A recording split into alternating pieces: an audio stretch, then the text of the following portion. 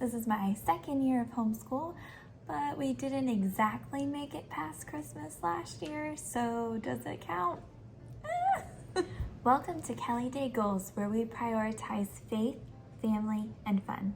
We believe that by putting your goals in order, you will be able to fireproof your family against any disaster. Today, I am joining in on a special Plan With Me playlist where I'm going to give you 3 tips for a newbie homeschooler. Now, like I said, I am only in my second year, and last year probably disqualifies me for being in my second year because we didn't make it past Christmas. Also, my son is 4 years old. I have a 1-year-old also who likes to participate, but my son is 4 years old, so we are just taking it really easy, incorporating a lot of play and kind of just following his lead. But I do have a few tips from what I learned from my first few months last year, and even what I've learned from this year so far, and I can't wait to share this with you. Tip number 1, this is my biggest tip for anybody who is starting out with a blank slate. We are definitely inspired by Charlotte Mason, even though obviously, like I said, my son is 4 years old and she wouldn't have encouraged any schooling, any formal schooling until, at least he was like 5 or 6. So, not purist by any means, but definitely inspired by a lot of what she taught and a lot of her principles. So, Simply Charlotte Mason is this incredible company that I actually discovered through Abby from Rooted in Rest. And they have this really cool planner called Planning Your Charlotte Mason Education in 5 Simple Steps. Yes, I just read that. And it is like 150 pages that I bought the PDF of, but then went and decided to print it out because it is so valuable. And it's the kind of thing that you just need to have hands-on written notes, underlining, all of the above. There's actually a lot of worksheets and stuff in here designed for you to fill in and print on and whatnot. So it's really helpful. Part of why I'm glad that I bought it in a PDF is so that I can print it again in the future if I ever need to. I can't express how helpful this was for me this year. Last year, I took what I wanted to teach my son Gavin, and I worked so hard figuring out, what to do when and how many days of each subject I would teach and different things like that and whatnot. This breaks it all down for you, and it goes deeper and it's more meaningful. I'll give you an example. Okay, so for starters, basically the first thing you're going to do is brainstorm and figure out what your goal is for your homeschooled child. And this is like the goal. My goal that I came up with for how I will know that this homeschool thing has been successful is strong faith in God, strong relationships with everyone in our family, overall great character, a passion and desire for their future, and the specific skills needed to take the next step. And by that I mean they're not lagging in anything in whatever their next step is. So throughout the years, we will follow whatever their desires are and prepare them along the way for every next step. And that will likely be different for each of my kids. But just to have that breakdown to start this whole thing with was really helpful. She has you, so this is written by Sonia Schaefer, and she has you break down all of these different subjects and decide which ones are important to you and which ones aren't. And that's so empowering. To know that you don't have to care about every single subject, and some can carry more weight than others. She talks about legal requirements and making sure you take that into account for how much different subjects weigh in, but all of that is super helpful. But yeah, it gets into more detail with specific planning. It breaks it down into yearly and then weekly and daily. It's just helpful because it tells you like, okay, pick the subjects that you want, pick the topics that you want, and then decide which resources you're going to use, break those down into your calendar, whatever calendar you're going to use, and it just continues to flow from there. So it's like everything I worked so hard and used so much brain power to do last year, this just helps so much in making it so much easier and just kind of teaching you along the way. So yes, if you are completely brand new to homeschooling, or better yet, if you think you like the Charlotte Mason principles and kind of want to follow her guidelines, this is a really great starting place, and I would definitely recommend it. It is Planning Your Charlotte Mason Education by Sonia Schaefer. My second tip, you can all learn from my mistakes here. The biggest reason why everything flopped last year was because I did not print my stuff ahead of time.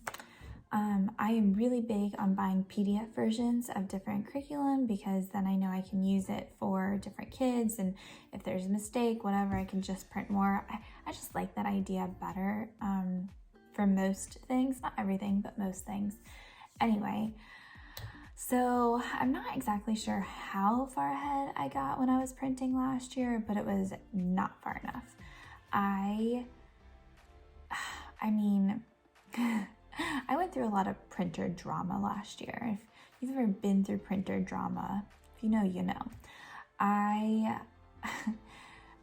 Ink is just expensive, and I tried buying refillable cartridges. I tried refilling non-refillable cartridges. I had a little bit of luck for a little while, but it was not grand. Then I tried buying like just off-brand cartridges, and that was okay, hit or miss. Sometimes they would work and sometimes they wouldn't, whatever. Finally, thankfully, my printer just died. It wasn't that dramatic, but one of the rollers popped. My dad is an IT guy. I told him about it. He was like, oh yeah, no, there's no coming back from that. So I was like, yes, I get to buy a new printer. Because I've been wanting one this whole time, but I didn't need one. So I got a new printer. I ended up buying the same brand, which is hysterical because I thought that my issue was with the brand this whole time. But again, my IT dad told me, he was like, that's a really good brand. It sounds like the issue is more with you than with the printer, which is probably true. I was just trying to scam my way into cheaper ink. Anyway, I signed up for the ink renewal program, and things have been wonderful. So this ink is actually a little bit cheaper, I think, or it's smaller cartridges. I don't know. It's a simpler printer, which is probably what I needed from the get-go. So,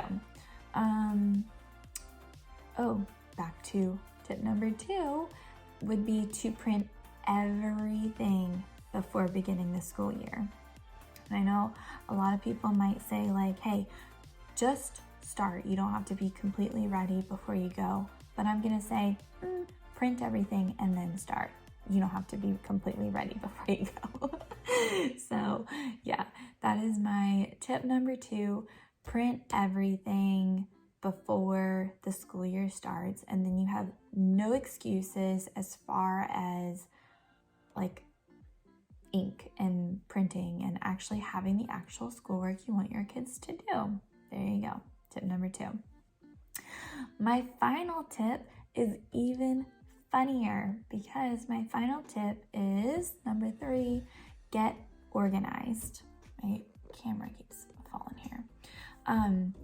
Get organized, which is so so funny because I haven't really done it yet. I will show this in the future, and if you want to see it, click that subscribe button. The way that we homeschool currently is at our dining room table, but I'll show you a sneak peek right up there, and it's a mess. I actually have a baby shower gift for a friend up there. 3 containers that I use. Technically, I only use these 2 for homeschooling, and then this one is my morning basket, so it's like completely unrelated. Anyway, that's some homeschool stuff up here. And then I have in my kitchen, I have a cabinet or like a closet, a whole top closet shelf where I just took it over for homeschool stuff. And then in my bedroom, I actually have a whole bookshelf full of homeschool stuff as well. I'm trying to think if there's stuff anywhere else. I don't think so. There might be little bits and pieces here and there around my house. I'm kind of just taking over everything. But yeah, so my tip number 3 is to organize, and that is funny because I haven't really done it yet. Part of the problem is that I'm just accumulating more homeschool stuff as we go, and as I get more into a rhythm and decide what I like and what I don't. Like I said, we're keeping it really simple this year, but I also have more stuff and I know more of what I want to use. So yeah, hopefully, I think it's in December that part of this playlist is to do a show me where you homeschool type of a deal. Hopefully I'll be organized by then. If not, it might be a organize with me, this is where I homeschool video. So I guess that I'm making that my tip number 3 to get organized, because I can tell that is not helping me right now, that I'm a little bit unorganized. So anywho, I just want to say thank you to Abby from Rooted in Rest and to Jessica from the Waldeck Way. I really appreciate what y'all have done with this playlist and allowing us to add into it. If y'all have not seen any of the other videos, please check them out from the playlist. And if you found me through the playlist, I would really love it if you would hit that subscribe button so that we can continue this journey together. So hopefully with my 3 tips and all of the other advice that you'll find through this playlist, you and I will both make it past Christmas this year. Check back in January to find out. Have a good one. Every day is a blessing.